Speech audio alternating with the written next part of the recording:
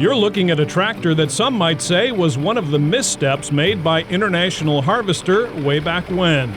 This is the IHC 1530, a four-cylinder tractor that had, believe it or not, 7 carburetors that the operator had to be ready to adjust on the go. These just have hit and miss mixers, so that anytime the RPMs change, you have to start turning knobs just a 1/16 of a turn, just very, very little either way.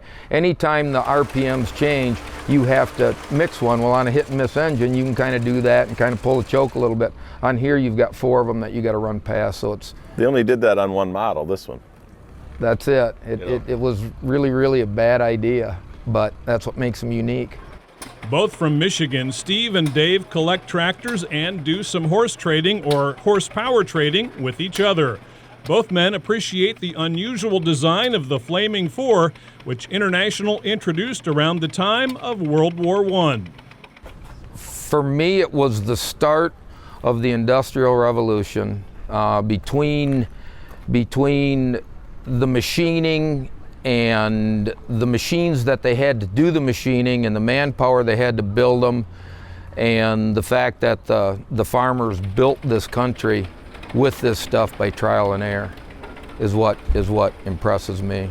I guess for me, you know, tractors from 1920 to 1930, nobody had a common idea or common design. Everybody had their own design, everybody had something different, and the weirder the tractor, the better I like it. You get past 30 and everybody followed a same path. Prior to that, everybody had a different path. That's what I like. They're different.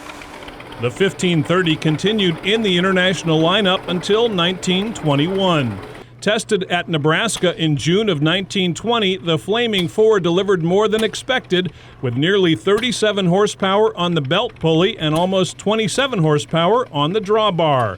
We asked Dave to give us a lesson on how this machine starts.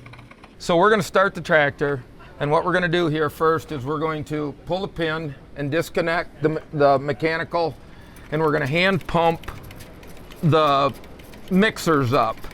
And so how these work is there's a high and a low level. There isn't a needle and seat. There isn't a float. And so we're pumping up 4 bowls till they get full and they run over, and the run over runs back in the gas tank. So I can see that I have enough over there. And so then the next thing that we're going to do is we're going to walk around to the other side, and we're going to crank the oiler. And what they advertised to their engines was fresh oil to your engine at all times. So they didn't have an oil pump in the engine, and they didn't have on these really to say splash oil or oil pressure feed system. They had these pumps, and there's an oil line going to every bearing, and then what they would advertise, like I said, was fresh oil to your engines at all times. And after it went in there, some of it went to some lines and oiled the gear train, and from there it went to the ground. Okay, so the next thing I'm going to do is trip the mag, which is, and then I'm going to hand him the crank. Okay, you're all set.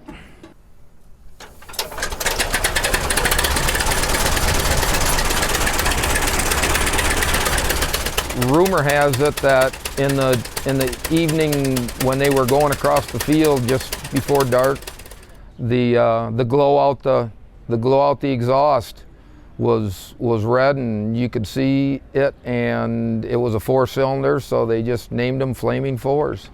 I like to drive them all. I like to show them. Some people like to display them and leave them in the corner. Anything that I buy, I'm not a paint guy. They get scratched, they drip oil, they bleed. I love to drive them. I've gone from an 11,000 horsepower pulling tractor to running this antique 15 horsepower stuff, and I enjoyed this more than anything. He's not happy unless he's driving it.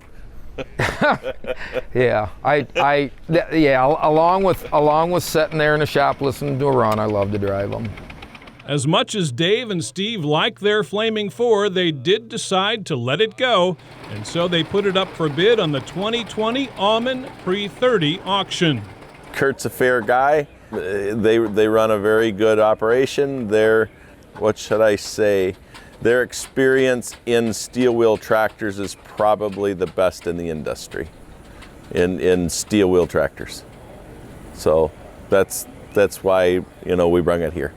It'll be very hard to watch it go. It's in that, I feel it's in that very unique category, but also not really rares and low production, but there just aren't a lot of them left because there weren't any good. And it was purchased a couple years ago, and we brought it home and brought it back to life and ran it around, and the reason it's being sold is because there's a bigger prairie tractor on the hit list.